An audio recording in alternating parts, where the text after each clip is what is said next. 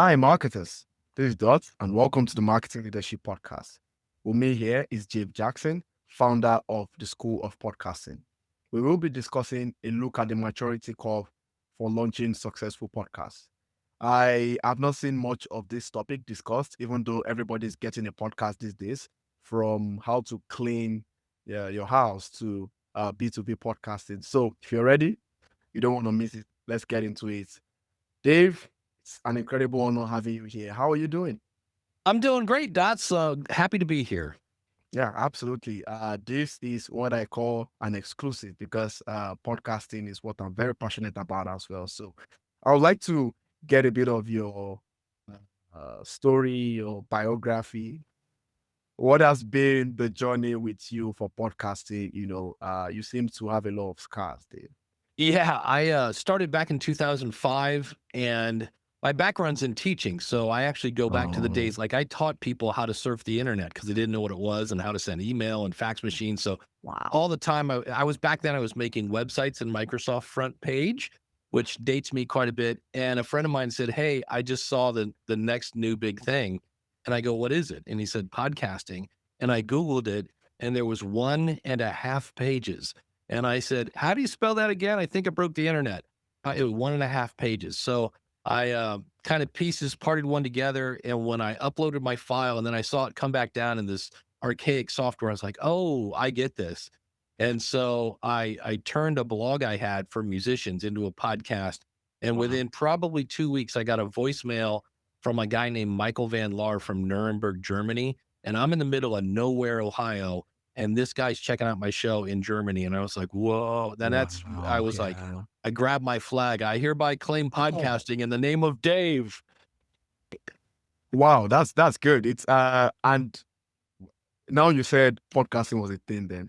It looks like in the circle of innovation, or they call it the curve, innovation curve, there was some spike and then it went down. And then 2020, 2020s, especially after the pandemic, everything just skyrocketed, right? It's crazy these days. What are some of the things that you've seen? What are some of the do you think the adoption is now happening? Are you happy with the adoption that you're seeing these days? Yeah, I mean, it kept getting like when Apple added podcast to Apple iTunes, which is now Apple Podcast. That's where I actually saw an actual hockey stick growth. That was Mm, crazy. And then all the nerds got their podcasts, so the Leah Laportes, and then there was a lot of language podcasts. And then we got into the comedians, so the Mark Marins and the Adam mhm, Carolla, and then mhm. of course Serial hit, and that's to me when I had like 5 people in a week go, "Have you heard this thing called Serial? Like, you're a podcast guy, right?" And I was like, Okay." And I finally listened to 'em, like, "Wow, this is amazing." And when I saw them do a parody of Serial on Saturday Night Live, I was like, "Okay, we're mainstream now." Like, if they're doing it on Saturday Night Live, then there's enough people that know about podcasting. So, because in the early days, I'd ask people, "Do you wanna start a podcast?" And they're like, "Do I need an iPod for that?" And I was like, "Ugh." So, so yeah, it's been fun, and the true crime thing is still going. I keep kind Yeah. of going, are we not tired of hearing about people getting murdered yet? But I'm not. I love it. I love forensic crimes and so on. Yeah. there you go. So, and it just keeps, and now of course there are more advertisers who are like, hey, wait a minute, there are people over there listening to this stuff and they're watching this stuff. How can we get our product into it? So every year Mm, the the number of listeners goes up, and then the number of advertisers are coming into the space. So like I just listened to New Heights with the Kelsey brothers, and I think this has to do more with Taylor Swift. I think dating Taylor Swift will get you a Coke sponsorship, because oh I was yeah, like, you're yeah, dating the time person of the year.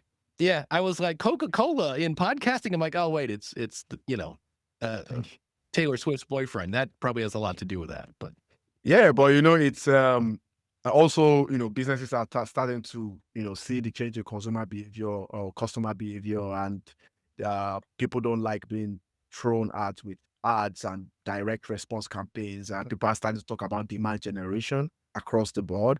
And podcast seems to sit right at the top of that. Of course, we've got webinars and all that stuff, but podcasting is there's just something so cool about podcasting where you become somebody's friend in just 20 minutes, So that is really good. And then on your end, I think it's almost like a burden because people say, "Oh, you're a podcast guy. Have you listened to this?" So you're always listening to podcasting to audit, which is a lot of work to do. Yeah, I listen to a lot of bad podcasts that, and I always say, if you think about it, an Mm, author, like when I wrote my book, I probably had 5 drafts by the time that thing went to the public. If mm, you're a baseball player or any kind of sport, there's some sort of preseason, actors have dress rehearsal, but I see so many people, and I totally get it. You just yeah. spent 10 hours on this one episode and you just want to get it out to the world. But it's Yeah. like, yeah, that's your first crack at this. And this is where I think most people drop the ball. If I was opening a restaurant, I wouldn't open up a restaurant without somebody like tasting my food and going, "Ooh, I want Yeah. more of this." And Yeah. so they put it out there, and maybe their audio isn't great and they're kind of a little all over the place because again, it's they don't know it, but that's your rough Yeah. draft. And Yeah. so then they go, "Well, why isn't this growing?" And I'm like, "Well, because you never got any feedback and your food's got too much salt in it. So Yep. you got to tweak it a little bit." Yeah, and that's why they should look out to experts like yourself, really. And this is why we are even discussing this as well. So let's start from the beginning. Yeah. What I call the pre-production phase. I want to make a podcast. Like I said, everybody's getting to the podcasting space right now. Um, at that very beginning, what are some of the things that you look at during pre-production? What are some of the strategic elements that you think people miss? You can just focus on the things people miss, knowing the fact that they might know everything else, like, getting guests, for example, is very obvious. Well, there's 2 questions you have to really know, like, Mm, in detail, the answer, and the first one is, "Why are you doing this?" And it could be, "I wanna have fun with my friends in the basement." Super. The beauty of that one, the minute you publish an episode, you have a successful podcast because 'cause you're having fun with your friends in the basement. But it might be yeah, to position myself as a thought leader or, maybe it's a digital resume, maybe you're using yeah. it to promote your own company. I know a lot of people, they start a podcast about their industry and the sponsor is their company. That's the That in my is that opinion, is that is nuts. yeah, yeah, and that's the best way to monetize your podcast is to promote your own, like, be your own sponsor for a show about your industry. So you have to know, "Why am I doing this?" And the reason you need to know your why is because if you don't get your why, you're gonna stop at about 8 episodes because 'cause you're not getting what you want. And then there's the who, and this has to be Yeah, and it can't be for everyone, and yeah, sometimes we even think, "Well, I've got it. I'm doing a show about widows." Like, okay, but there's still a big difference between Karen, the 38-year-old widow who lost her husband in a car crash, and yeah, Mildred, who lost Harold at the age of 98 to natural causes. So, yeah, if she comes out with an episode that like, "Hey, girls, we're gonna talk about getting out in the field," that's not gonna really resonate with Mildred. So you have to really figure yeah. out who it is. And I always say it's kind of a bumper sticker of mine. Spend $100 on a microphone. I mean, this is a Samson Q2U. It's $70. You're going to sound amazing, and then spend 100 hours getting to know your audience and what they want. And you Mm, can do that in Facebook groups and Reddit.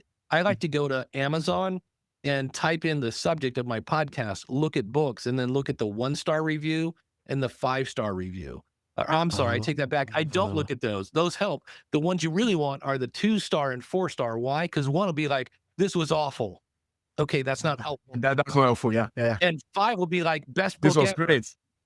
But the 2 and the 4 are like, "I would have given this a 1-star review, but they did mention Yeah, this." And a yeah, 4-star will be like, "I would have given them 5, but they didn't talk about this." So now you're getting a little yeah. more, uh Nuanced. details. Yeah, I'm like, "Oh, Yeah, this is important to that." So, that's yeah, the 2 things, and then what happens is now you overlap them. What can I talk about that's gonna hold their attention, that's yeah, going to also navigate them towards my why, and that's the what. So, you gotta know your why, your who, and that determines your what, and then how are you gonna measure your success? Like my mm, podcast, I do not measure success based on downloads because my why is I want you to join the school of podcasting. So in January, my numbers go through the roof because everybody says, I'm going to drop 40 pounds and I'm going to start a podcast. Super. Now, resolution. in February, much like gym memberships, my numbers go down because people are like, this is too much work. But my membership numbers go up. So in February, if I was judging Oh, my success on downloads, I'd be depressed. But the okay. people that heard it are now like, okay, I am going to start a podcast. So my membership goes up. So you have to figure out how am I going to measure my success? Uh, Yeah. From so from the podcast. Yeah. I love it. I love it. So many W's, of course, but really, really actionable things. Just to go before the next question, what really helped me is that I knew that I will get to a point that I was going to be tired, so we decided to just record a bunch of backlogs and promised ourselves that we'll release maybe 2 episodes a week. And now I'm actually getting tired. And Yeah.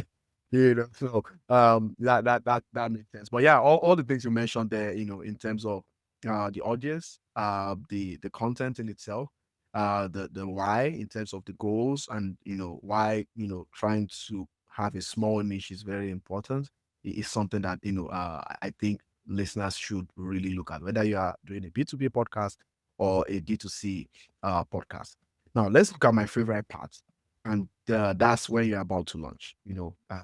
Our practice internally at Content Allies is you get a bunch of episodes done and then you launch. So you don't launch with episode one. You want to give people a feeling of binging your podcast at the first experience. How do you guys approach launch, or what I call the amplification, that whole phase? Some will talk about soft launches, some will talk about you want to get to a point of a steady podcast cadence when it's now beyond 8 episodes and you are really fighting the February urge to be demotivated. How does that work for you? Yeah, so I've gotten some good feedback and I'm ready to launch now. I know that when I put out this content, it's going to resonate with my audience. And so you only need one episode. I know a lot of people launch for 3, and I would probably say do 3, but just for the record, you need one. And so I usually say make some sort of trailer, because you can always delete this later, because you need one episode to make your podcast valid so that you Yeah. can submit it to Apple, Google, Spotify. And that's the thing, submit it everywhere. There's GeoSavin, there's Ghana, there's all these shows. Like, those are 2 big ones in India. And I don't know if you know this, there are a lot of people in India and they speak English. So why not? And I'm always amazed that people like, oh, I'm just going to do Spotify. And I'm like, Mm. if this was Halloween and you have a bunch of kids that want candy, and you take them out to the street and you go, okay, kids, all the houses with the lights on, they have candy. Those kids don't go, well, maybe that one, I don't know about that one, not doing that. No, those kids want candy. They go to every Yeah, single house. So if you that's have a right. directory with thousands of people that love audio stuff, why wouldn't you take the 5 seconds to go copy, paste, submit? And that drives me crazy. So be everywhere. And then hopefully you have a newsletter. If not, start building one the minute you say, I think I'm going to start a podcast, because Yeah. those are great ways. Because now if you can get people to open your email, you are one click away from having them follow your show. So, and then send people to your website. So on your website, you want to have links to Apple, Google, Spotify, and Amazon. Those are the top 4. And do not say, find me wherever you find your podcast, because people don't realize this. Search and podcast app, in many cases, is horrible. And in some cases, if your show is very similar to others in name, they'll only show maybe the top 300. Well, if you're Yeah. 301, you're not going to be in that list. So send them to Right. your website that reinforces your brand. Make it easy to follow. Click a button, there you're good to go. And then if people share that website, now you're going to boost your SEO that way. So that's the big one. And then just tell everybody that if you can. Like, people worry, like, well, if I'm in Apple, people might find me. And I go, again, I just said, search is awful. So you want to kind of have this concerted effort to get everybody to follow you Mm. if you can, on the same day, because Mm. that'll boost you up the charts. Ratings and reviews do not help you in the algorithm. They are social proof. That's been repeated so often that people think I'm lying, but that's from Apple. They do not help in the algorithm. They're social proof. What helps is how far people listen and how many people actually listen. But the ratings and review, they're social proof, and they're great for advertisers. Advertisers Mhm. get giddy when they see a lot of ratings, because it's engagement, and that's what a sponsor wants. Yeah, that's very insightful. But um, Spotify just released reviews, maybe literally a couple of months ago. Yeah. Although theirs is a bit simpler. Well, would you say they wouldn't be, pushing that in any way to? You can. I would much rather, if somebody said, would you like to have a rating in an app, or would you like to have an email address in your email list? Because if I have them on Yeah, my newsletter list, now I can remind them over and over to rate and review me. So it's a yeah, two-way communication, where Spotify, the way they build stuff, it's very, we often call it a walled garden. So like, and they often don't say all the details. Like when they Mm. came out and said, you can play music in your podcast. And I was like, this is amazing. And then the asterisk is, oh, by the way, we have to approve every episode. Oh, by the way, it's only on the app, not the website. Oh, by the way, Yeah. if the listener is a paid subscriber. So, Uh, they came out and said you can do video podcasts. Well, asterisk, that video only goes to Spotify. The whatever goes out in your feed is the audio. So yeah. Spotify is they're number two, but Yeah. they're also like 16%, where Apple has close to 70. So don't ignore them. But some of their stuff is very Spotify specific. And if you have a younger demographic, or if you have an audience that's maybe a little more European, that seems to be where Spotify resonates. And non Apple users like myself, I mean, a $2,000 phone. So because I often argue with people that there are some Afro people out there who still love Android. But you're right, it's more on the younger side and they're trying to clean things up. I would argue that they put out that video part in response to what YouTube was doing. So in March, Google YouTube released the podcast and everybody's like, oh, and Apple is not like, we don't care. We've got all other business lines that can keep us afloat, So Yeah. it's Well, really a lot going on. Go ahead. yeah, I put my video, I do a live show every Saturday, and Mm, I've put the last 9 episodes out on YouTube, where it should be. Because what do you do on YouTube? You watch stuff, and yet they're yeah. trying to get people to listen. Spotify, that's where you go to listen, and they're trying to get people to Definitely. watch.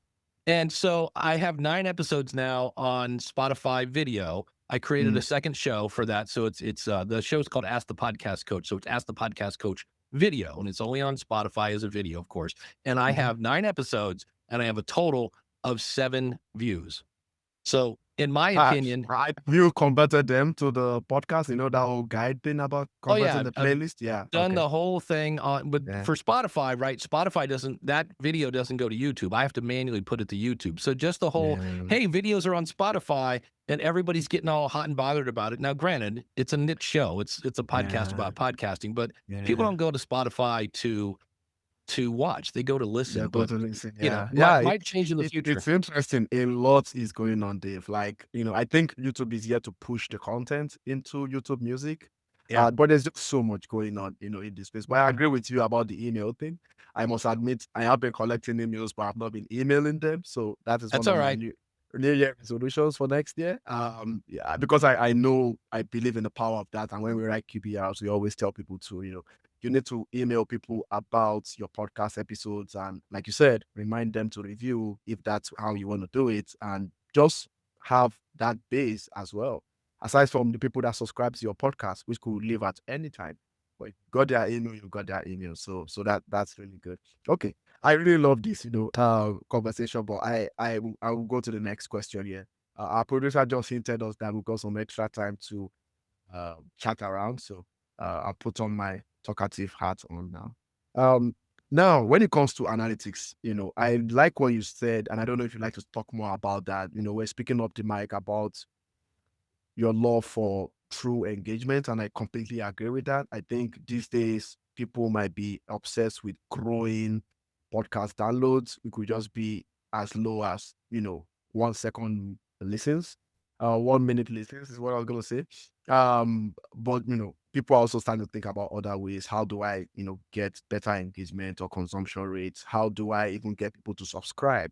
Because there are a lot of people that listen and don't subscribe. So that's also something that people like us have been really, really looking at. But there are a lot of reasons why analytics might be needed for monetization. You touched on that before. Brand building, thought leadership, like I acknowledge, or even sales enablement from the B2B side, where we've seen clients that interview prospects and push them down the funnel. What are some of the, I guess, North Star metrics that we should look at? I don't believe in everybody getting scattered all over the place to look at different things and don't produce episodes. So what are some of the things that work for you? You seem to have a lot of experience in growing and watching trends. Yeah, we all think we want to be the most downloaded podcast. And I'm like, I get that. I'd rather be the most talked about podcast. because Yeah. people that talk about my show are going to lead to more downloads. And so I've really focused this year on my completion percentage because that's Yeah. showing that I'm not losing them. And it's funny because I can see I put my ad for the School of Podcasting in the middle, and I can see right where Mhm. everybody hits that 30-second skip, and that's fine. I get that. But I can see where I'm holding them through to the end. Once the minute you hint that something is done, like, hey, thanks so much for tuning in. Next week, and they're gone. Like they're gone already. I'm not going to So say that yet. yeah. And so I do look at downloads. I just spent some time this morning just looking at this year to Mhm. see are there any themes? And this isn't a big surprise. I do a podcast about podcasting. And when I talk about how to grow your Yeah. audience, I get more downloads. So there are things you can do like that. I also, I want to start tracking. I just did an episode with a woman who had done a podcast for 5 years and then quit. And she Yeah. thought it was a failure. And then she said, well, wait a minute. I now have all these extra skills. So the Mhm. title was A Podcast is Not a Waste of Time.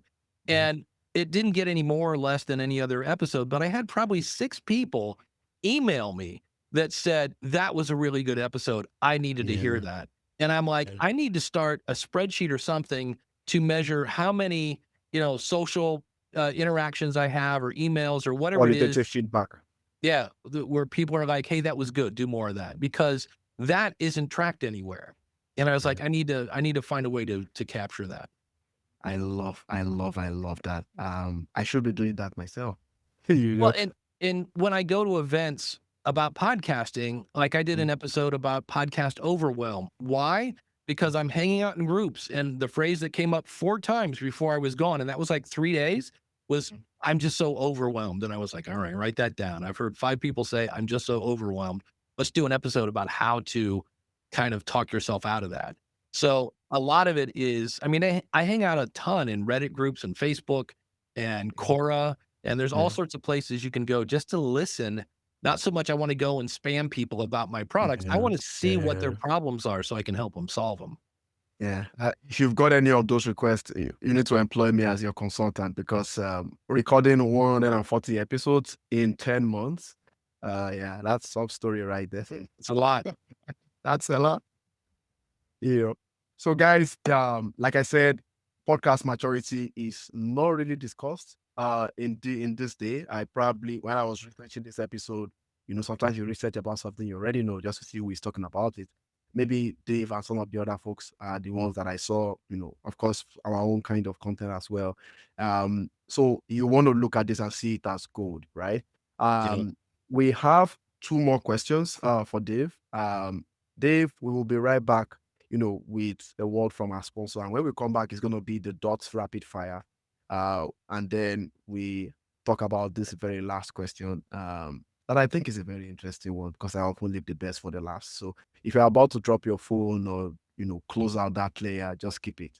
Don't go anywhere, as it says from where I come from. We'll be right back. Stay with us.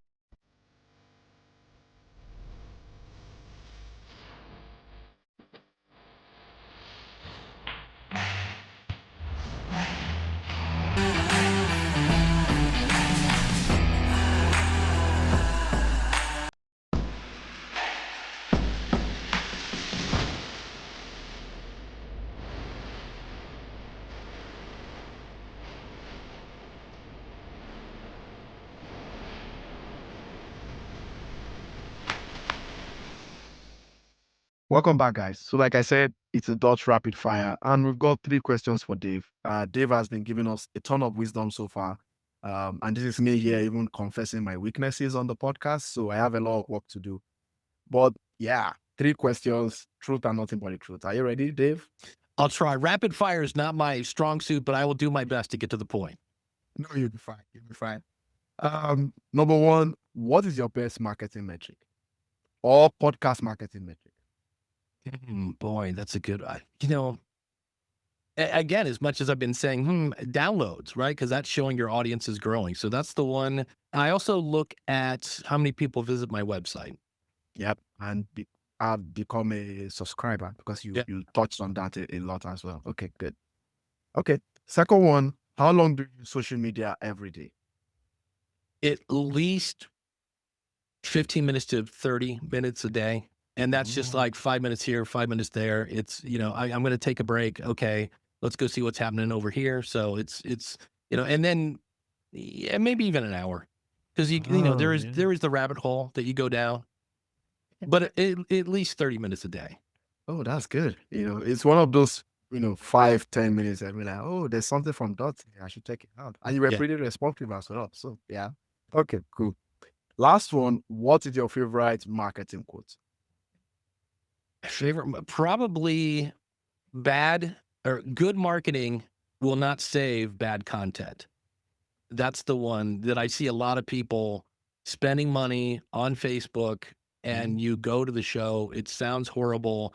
They're talking about French toast recipes when the title of the episode is how Steve makes a living with free software. And you're like, why are they talking about French toast? So yeah, good marketing will not save bad content. That's true. That's true. Yeah, I had somebody give a similar quote. I can't remember the guest, but yeah, yeah. It's your content's gotta be good. You have to take the time to do it as well. In as much as we know that marketing these days is a rat race at this point. So let's all just take it easy, is what I'm saying, guys. Okay. Last one, and that's not a rapid fire. This is one of the last question for the episode.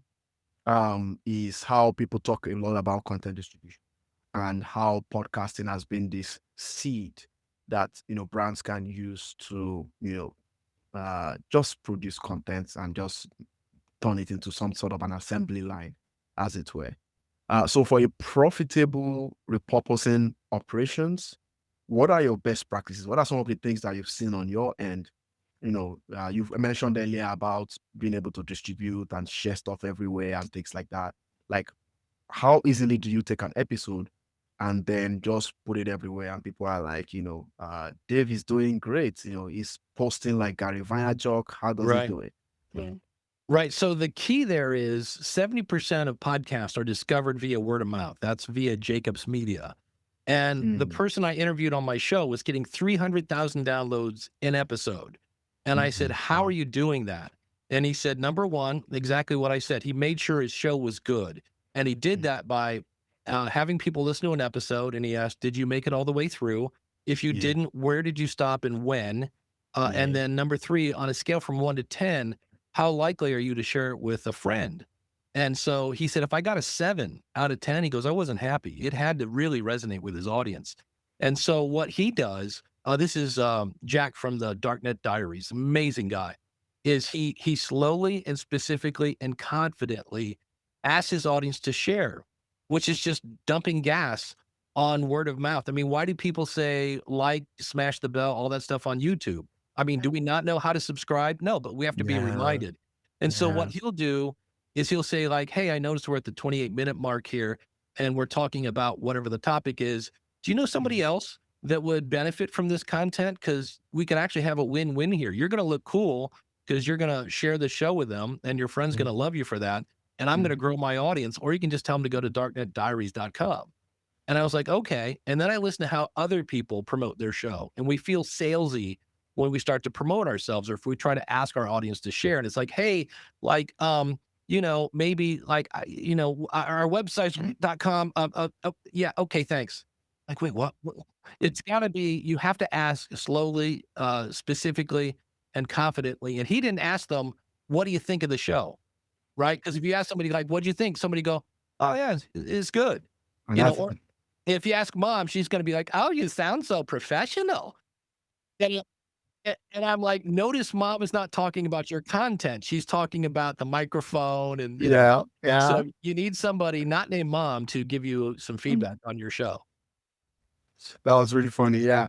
So yeah, I'm just gonna say slowly, guys. So marketing leadership, please subscribe and share if you love this episode. I think you're gonna love it. But yeah, just reminding you guys. So thank you so much. And yeah, we are here all about you, Dave. It's been an awesome time with you.